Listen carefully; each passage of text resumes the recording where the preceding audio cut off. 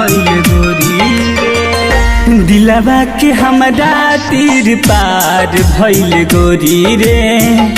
दिलवा के हमरा तीर पार भइल गोरी रे।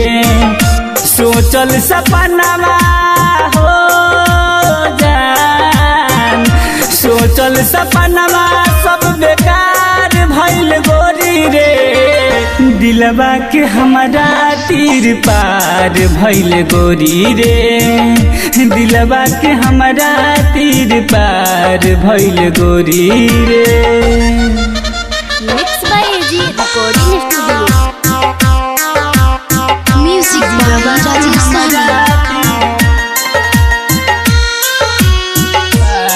भइल गोरी रे।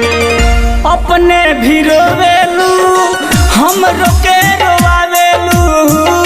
बिछड़े के बतिया कही के हमके तार पावेलू।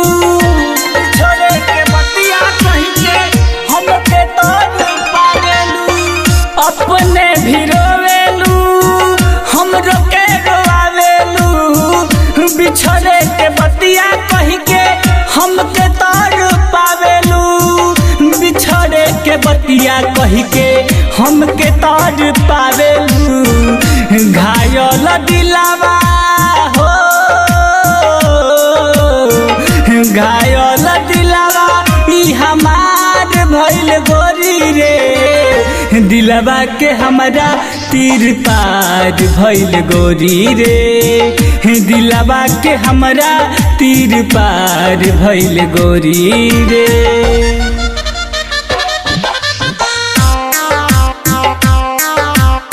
म्यूजिक बाय राजेश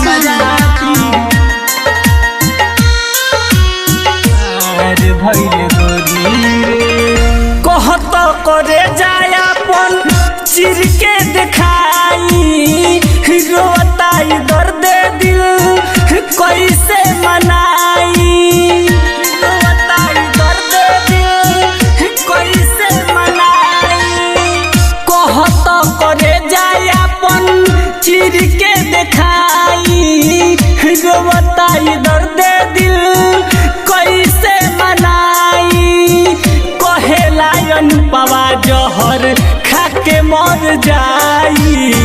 दिहल फुलवा हो जान, दिहल फुलवा तो रंगार भइल गोरी रे। दिलवा के हमरा तीर पार भइल गोरी रे।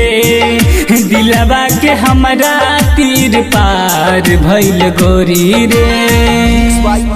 एजी रिकॉर्डिंग स्टूडियो रोशनपुर सपहा।